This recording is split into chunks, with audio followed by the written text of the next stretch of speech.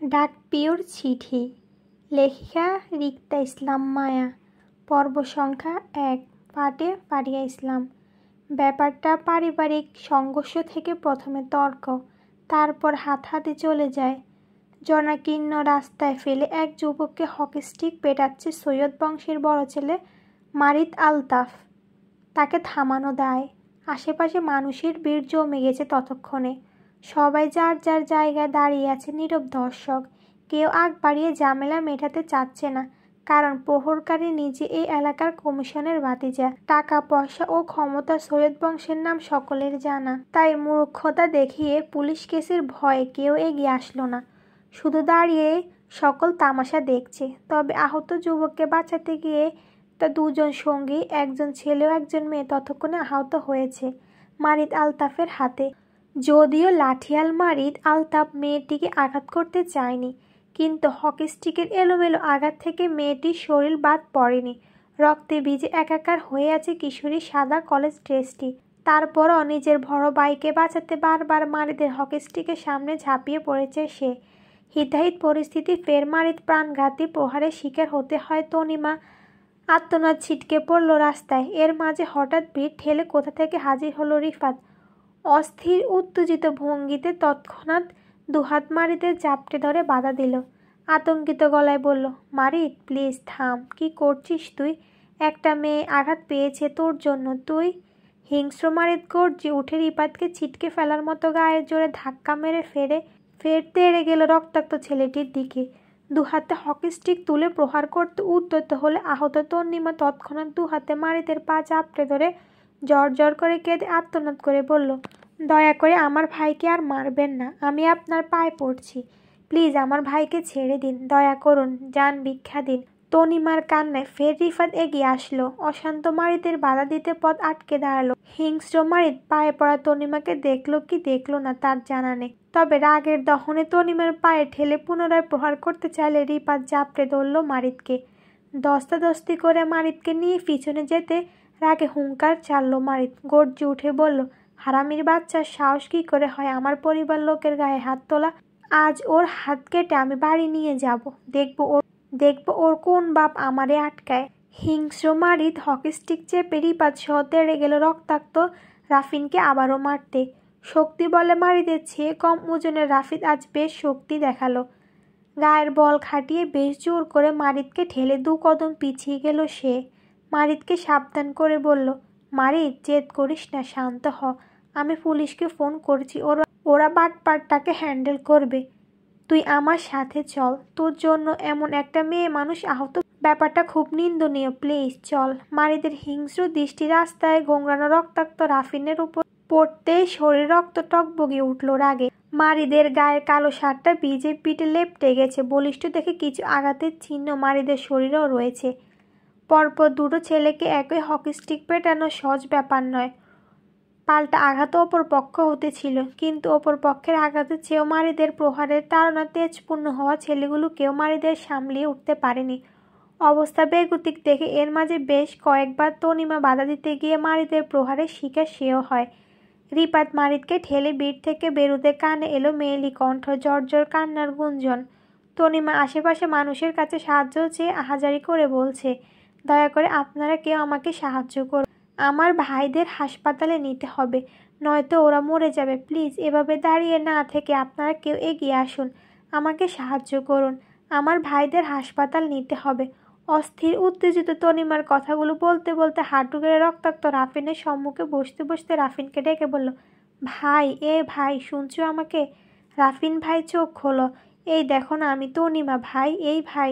আহত তনিমার কান্না কেউ এগিয়ে আসলো না, বরং তখনই ভিড়ের মাঝ থেকে কেউ একজন হেক করে বলে উঠল, শোনো মাইয়া, তোমার ভাইদের এখানে যে সাহায্য করব সে এখন পুলিশের কেসের ঝামেলায় পড়ব। কিছুক্ষণ আগে তোমার ভাইরা সৈয়দ বংশের বয়স্ক সৈয়দ শাকের গায়ে হাত তুলেছে, এখন তোমার বাইরে হেরনাতি আইসা মাইরা গেছে। এর মাঝে আমরা যারা তোমারে সাহায্য করমু সেই পুলিশের মামলায় পড়মু। সৈয়দ বংশের বিরুদ্ধে ওইখানে কেউ যাইব না, যার থেকে বরং আমরা তোমাদের একখান গাড়ি ঠিক কইরা দেই, তুমি নিজে তোমার ভাইরে হাসপাতাল লইয়া যাও। অসহায় তন্নিমা দুর্বল চিত্রে রাস্তায় বসে রক্তাক্ত রাফিনের মাথা কোলে নিল। গায়ের ওড়নাটা রাফিনের কপালে চেপে রক্ত পড়া বন্ধ করতে চেয়ে পাশে তাকালো। পাশেই নিজের বন্ধু পলাশ জ্ঞান হারিয়ে পড়ে আছে। দুটো ছেলেকে একা তনিমার পক্ষে হাসপাতালে নিয়ে যাওয়া সম্ভব নয়। তনিমার নিজের অবস্থা ভালো নয়। পরপর আঘাতের ও শরীর নিস্তেজ হয়ে পড়েছে। কম্পিত শরীর ভেঙে দুর্বলতা নিয়ে যাচ্ছে বারবার। কপাল ফেটে বেশ রক্ত ঝরেছে, যার দরুন তনিমাও জ্ঞান হারাবে বলে মনে হচ্ছে। অসহায় তনিমা চারপাশে ঘোলাটে দেখল। অসময় বিপদে কে ওদের হাসপাতাল নিয়ে যাবে সে ভাবনার মাঝে সেও রাস্তায় ঢলে পড়ল জ্ঞান হারিয়ে। তনিমার ঝরঝর কান্না রিপাতের খুব মায়া হলো। মন খুব করে চাইল অসহায় তনিমাকে সাহায্য করতে। তারপরও রিপাত এগিয়ে গেল না। সে নিরুপায়, তার হাতের কিছু করার নেই। বরং রিপাত সাহায্য করতে চাইলে অবস্থা হিতে বিপরীত হতে পারে ভেবে নিজেকে দমন করলো। রাগান্বিত মারিদের হাতে হকি স্টিক ফেলে গাড়িতে উঠে বসলো রিপাত। দৌড়ে ড্রাইভিং সিটে বসলো। দক্ষ হাতে গাড়ির স্টিয়ারিং ঘুরিয়ে গাড়ি টানলো এয়ারপোর্টের রাস্তায়। অথচ পিছনে ফেলে গেল দুজন অচেতন যুবককে, সঙ্গে একাকী তনিমাকে। অচেতন তনিমাকে রাস্তা থেকে ওঠাবে কে জানে। তবে এর মাঝে শোনা গেল মারিদের ক্ষিপ্ত সুর। রিপাতকে শক্ত চোয়ালে আদেশ করে বলল, রিপাত গাড়ি ঘোড়া, বাড়ি চল। মারিদের অযাচিত কথা হতবিলম্ব হওয়ার মতো করে তৎক্ষণাৎ বলল রিপাত, বাড়ি মানে? তোর না একটু পর ফ্লাইট আছে, এয়ারপোর্ট যাবি না? না যাব না, তুই গাড়ি ঘোড়া, আমি বাড়ি যাব রাইট নাও। অজ্ঞাত রিপা গাড়ি টানলো সৈয়দ ম্যানশনের দিকে। অথচ আজ মারিদের দুবাই ফ্লাইট ছিল ব্যবসায়িক কাজে। দাদা সৈয়দ শেখের কেউ আঘাত করেছে সেটা শুনে এয়ারপোর্ট থেকে ছুটে এসে রাফিনকে মারতে হলো। তাই বেদম পেটালো রাফিনকে। কিন্তু এখন নিজের ফ্লাইট ছেড়ে পুনরায় কেন বাড়ি ফিরে যেতে চাচ্ছে মারিদ, সেটা বুঝলো না রিপাত। রিপাত মারিদের ফুফাতো ভাই, পাশাপাশি মারিদের বন্ধু। মারিদ পড়াশোনার পাশাপাশি পারিবারিক ব্যবসায় জড়িয়েছে সেই কিশোর বেলায়। আজ সৈয়দ বংশের ব্যবসার পাশাপাশি মারিদের নিজেরও একটা নাম আছে ব্যবসায়ের খাত। সৈয়দ বংশের লোকেরা ব্যবসার জন্য অত্র এলাকায় বেশ পরিচিত। বলা যায় সৈয়দ বংশের লোকদের সঙ্গে টক্কর দেওয়া বা নেওয়ার মতো এলাকায় কেউ নেই। বিদেশ আজ জনসম্মুখে রাফিনকে পেটাতে পেরেছে মারিদ আলতাফ। রিপাত গাড়ির স্টিয়ারিং ঘোরাতে ঘোরাতে বার কয়েক ঘাড় ঘুরিয়ে তাকালো মারিদের দিকে। এর মাঝে সৈয়দ বাড়ির গেটের সম্মুখে গাড়ি থামলো। সেখান থেকে লাফিয়ে বের হলো মারিদ। মারিদ আকাশ সমান রাগটা তার চেহারা স্পষ্ট। রাস্তায় মারামারি করেও যে মারিদের ক্ষোভ কমেনি সেটা বুঝতে পেরেছে রিপাত। তাড়াহুড়ো করে সিট বেল্ট খুলতে খুলতে হাঁক ছেড়ে ডাকলো মারিদের গমনের পথে। উত্তেজিত গলায় বলল, মারিদ বাড়িতে ঝামেলা করিস না, তোর কমিশনার চাচা কিন্তু বাড়িতে আছে। কে শোনে রিপাতের কথা। এর মাঝে মারিদকে বাড়িতে ভেতর প্রবেশ করতে পিছন পিছন দৌড়ালো রিপাত। ঘরে প্রবেশ করতে করতে যা ঘটার তৎক্ষণে ঘটিয়ে ফেলো রাগান্বিত মারিদ। সামনে কলেজ পড়ুয়া সুপিয়া গাল চেপে ঝরঝর করে কাছে। মারিদের দাবাং হাতের থাপ্পড় যে সুপিয়ার গালে পড়েছে এ তৎক্ষণাৎ রিপাতের কাছে পরিষ্কার হয়ে গেছে। আতঙ্কিত রিপাত আরও তাৎক্ষণিক সেখানে উপস্থিত হলো সৈয়দ পরিবার দুই গিন্নি, সালমা সৈয়দ মারিদের মা আর ফাতেমা সৈয়দ সুপিয়ার মা। দুজনে রান্নাঘরে ছিলেন দুপুরে রান্নার আয়োজনে। সুপিয়া চিৎকারে ছুটে আসলো তারা সেখান থেকে। সুপিয়াকে গালে হাত দিয়ে কাঁদতে দেখে সুপিয়ার বুকে জড়িয়ে নেন সালমা সৈয়দ। আহাজারি করে মারিদের উদ্দেশ্যে বলল, তুই কি করলি এটা মারিদ? ওকে মারলি কেন? কি করেছে ও? মারিদের হাতের মুঠোয় সিটির খামটি পিষে দাঁতে দাঁত চেপে বলল, বেয়াদবের বাচ্চারে জিজ্ঞেস কর ও কি করেছে। যাই করুক তাই বলে তুই ওর গায়ে হাত তুলবি? তোকে এই শিক্ষা দিয়েছি আমি? মারিদের হাতের মুঠোয় চিঠি খামটি নজরে আসছে সেদিকে তাকালো রিপাত। রাগান্বিত মারিদকে সামলাতে গিয়ে এতক্ষণে সে এই চিঠি লক্ষ্য করেনি। বুদ্ধিমান রিপাত চট করে বুঝে গেল মারিদ শুধু ওর দাদা ভাইয়ের গায়ে হাত তোলার কারণে এত জেদ নিয়ে রাফিনকে মারেনি। এর পাশাপাশি আরও একটা কারণ অবশ্যই আছে। হয়তো এই চিঠিটা তার কারণ হবে। মায়ের কথা উত্তরে মারিদ কিছু বলবে তার আগে ফাতেমা সৈয়দ মারিদের কথা সম্মতি দিয়ে বলল, মারিদের কোনো দোষ নেই আপা, মারিদ এমনিতেই কিছু করবে না। নিশ্চয়ই ও কোনো অঘটন ঘটিয়েছে, সেজন্য ছেলেটা এত খেপেছে। তুই মারিদ, তুমি বাড়িতে কি করছো? আজ না তোমার ফ্লাইট? কারো গম্ভীর গলা সকল খানিকটা আতঙ্কিত হয়ে গেলেও মারিদ শক্ত চলে সুপিয়ার দিকে তাকিয়ে। রিপাত ও সুপিয়ার বাবা সৈয়দ রবিউল শেখকে দেখে ব্যাপারটা শান্ত করার জন্য তাড়াহুড়ো করে উঠল। নানা ভাইকে হাসপাতাল নিতে গিয়ে ও আজ ফ্লাইট মিস করেছে। রিপাতের ছোট কথায় তৎক্ষণিক বাড়িতে আতঙ্কে ছেয়ে গেল সবার মাঝে।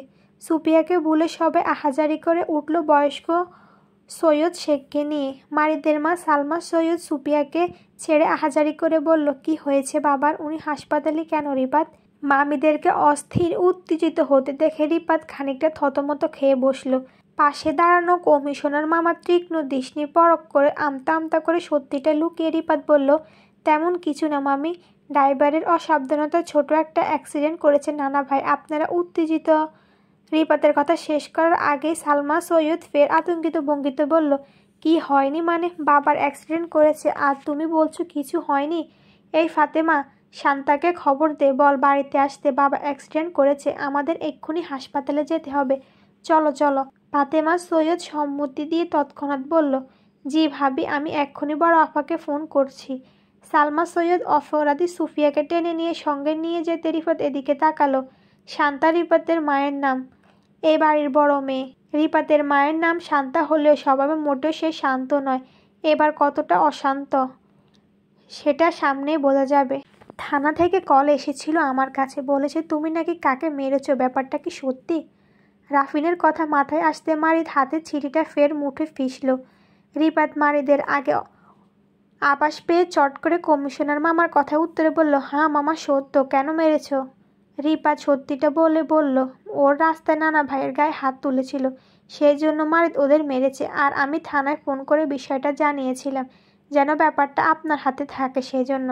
গম্ভীর রবিউল শেখ হঠাৎ রেগে গেলেন। ওনার বাবার গায়ে হাত তোলা মানে বিষয়টা ব্যক্তিগত হয়ে গেছে, এই কেস উনি ব্যক্তিগতভাবেই দেখবেন। এই এলাকায় কার এত সাহস ওনার বাবাকে আঘাত করে সেটা এবার উনিও দেখবে। সৈয়দ পরিবারের বয়স্ক মানুষ ওনার বাবা সৈয়দ শেখ, সমাজে একজন সম্মানিত মানুষ, ওনার বাবার গায়ে হাত তোলা মানে ওনাদের পরিবারের সম্মান নষ্ট হয়েছে তাতে। রাগান্বিত রবিউল শেখ গম্ভীর গলায় রিফাতকে আদেশ করে বলল, তোমরা যাও, ব্যাপারটা আমি দেখছি। জি মামা। রিপাত সম্মতি দিতে দিতে তৎক্ষণে মারির জায়গা প্রস্থান করল। মারিদের পিছন পিছন রিপাত মারিদের ঘরে পৌঁছে দেখল মারিদ গায়ে শার্ট টেনে খুলে ফেলল ফ্লোরে। মারিদের পিঠে জুড়ে বেশ কিছু আঘাতের চিহ্ন চোখে পড়তে রিপাত চিঠির সন্ধান করে বলল, তোর হাতে চিঠিটা কার ছিল? সুফিয়া। না। তাহলে সুফিয়াকে মারলি কেন? রাগান্বিত মারিদকে চুপ হয়ে যেতে দেখে রিপাত বুঝল মারিদ তার কথায় উত্তর দিতে চাচ্ছে না, তবে মারিদ যে ব্যক্তিগত কারণে সুফিয়াকে থাপ্পড় মেরেছে সেটা সে বেশ বুঝতে পারল। রিপাত এগিয়ে এসে মারিদের মুখোমুখি হতে বলল, আচ্ছা বাদ দে, তুই তো আজ দুবাই গেলি না, তো এখন কই যাবি? হসপিটালে নাকি ফ্যাক্টরিতে? ফ্যাক্টরিতে। তাহলে নানাভাইকে দেখতে হসপিটালে যাবি না? যাব সন্ধ্যায়। রিপাত হাত বাড়িয়ে মারিদ থেকে অ্যান্টিসেপটিকের শিশি নিতে চেয়ে বলল, আমাকে দে, আমি লাগিয়ে দিচ্ছি। মারিদ বাধা দিয়ে বলল, আমি পারবো, তুই যা। দুপুর 2:45। অসময় মারিদ আবারও অবেলায় বাড়ি থেকে বের হলো পরিপাটি হয়ে, গায়ে আকাশি রঙের শার্ট জড়িয়ে সাদা প্যান্টের সঙ্গে পশা গায়ে চোখের ও চশমা লাগিয়ে বাড়ির গ্যারেজ হতে পছন্দের বাইক বের করতে করতে পকেটে থাকা ফোনটি বেজে উঠল তৎক্ষণে। মারিদ তাড়াহুড়া করে ফোন বের করল না, বরং পা ফেলে বাইক চড়ে বসতে বসতে বাইকের চাবি ঠেকালো গাড়িতে। বাইক স্টার্ট না করে পকেট থেকে দামি আইফোনটি হাতে নিতে স্ক্রিনে ভাসল অপরিচিত একটা নাম্বার। এই নাম্বারটি মারিদ চেনে না, কখনো কথা হয়নি এই নাম্বার থেকে, তবে আজ বেশ কয়েকদিন ধরে সময় অসময়ে এই নাম্বার থেকে কল আসে মারিদের। মারিদ কলটি একবার রিসিভ করেছিল, কিন্তু অপর পাশ হতে কারো কথা শোনা যায়নি বলে দ্বিতীয়বার কখনো মারিদ এই কলদাতার কলটি সে রিসিভ করেনি। মারিদ একজন দক্ষ ব্যবসায়ী মানুষ, তার ব্যবসায়িক কাজে অনেক কলে আসে, কিন্তু পার্সোনাল ফোনে পরিবারের লোক ছাড়া তাকে কল করার মতন কেউ নেই বলে সে এতদিন অপরিচিত নাম্বার ব্লক করে দেয়নি, পরিচিত কেউ হতে পারে ভেবে। মারিদ কল রিসিভ করে কানে তুলতে বলল, হ্যালো, আসসালামু আলাইকুম। মেয়েলি কণ্ঠে কেউ রিনরিনে সালাম দিতে মারিদের কপাল কুঁচকে আসল। সালামের উত্তর দিয়ে সে বলল, ওয়ালাইকুম আসসালাম। কে? আমি কে? অপর পাশের মেয়েটি খানিকক্ষণের জন্য চুপ হয়ে গেল, হয়তো পরবর্তী কথা গোছাচ্ছে মনে হয়। কয়েক সেকেন্ড সময় নিয়ে মেয়েটি ফের রিনরিনিয়ে বলল, আমাকে আপনি চিনবেন না। আমি। মেয়েটিকে বলতে না দিয়ে মারিদ বিরক্তিকে তৎক্ষণাৎ বলল, আমি আপনাকে না চিনলে আপনি আমাকে কল দিয়েছেন কেন? অপর পাশের মেয়েটি মিহি সুরে বলল, আমি আপনাকে চিনি, তাই ফোন দিয়েছি। মেয়েটির কথায় মারিদের মনে হলো এই মেয়েটি তার পরিচিত কেউ হবে, এবং সে জেনে বুঝে মারিদের সঙ্গে রং নাম্বারে কথা বলতে চাইছে, হয়তো মজা করতে। মারিদ বিরক্তির সহিত কল কাটতে চেয়ে বলল, নট ইন্টারেস্ট মিস বাই। তৎক্ষণাৎ শোনা গেল মেয়েটির উচ্ছ্বাসিত কণ্ঠ। মারিদকে অনুরোধ করে বলল, প্লিজ প্লিজ কল কাটবেন না, অনেক সাহস নিয়ে আপনাকে ফোন দিয়েছি, আজ আমার মন ভালো নেই। মারিদের বিরক্তি বাড়ে, কেমন উটকো ঝামেলায় পড়ল সে। কে তার সাথে এমন খামখেয়ালি মজা করতে পারে সেটা চিহ্নিত করতে চেয়েও মারিদ মেয়েটির সঙ্গে কথা চালালো। কথায় কথায় মারিদ বলল, আপনার মন ভালো নেই তো আমি কি করবো মিস? আপনার মন ভালো করার দায়িত্ব কি আমার? ফোনে মেয়েটি সহজ সরল আবদার করে বলল, কথা যখন আপনার সাথে বলছি তখন দায়িত্ব তো আপনারই হবে, তাই না? সবেমাত্র কথা হলো কয়েক সেকেন্ড, এর মাঝে দায়িত্ব তুলে দিচ্ছেন এত ফাস্ট? দায়িত্ব নিতে ভয় পাচ্ছেন মনে হয়। মেয়েটির পাল্টা প্রশ্নে মারিদ সোজাসাপটা উত্তরে বলল, আমি নিজে দায়িত্বহীন মানুষ, আমাকে দায়িত্ব দিয়ে লাভ নেই মিস, নট ইন্টারেস্ট। তাহলে আমি আপনার দায়িত্ব নিব, হবে আপনার? মেয়েটির কথা মারিদ বাইকের লুকিং গ্লাসে তাকালো, নিজের সিল্কি চুল হাতে বোলাতে বোলাতে বলল, আমার দায়িত্ব নেবেন আপনি? ইন্টারেস্টিং, তা কি দায়িত্ব নেবেন? ব্যক্তির মনের নাকি ব্যক্তির নিজের, কোনটা?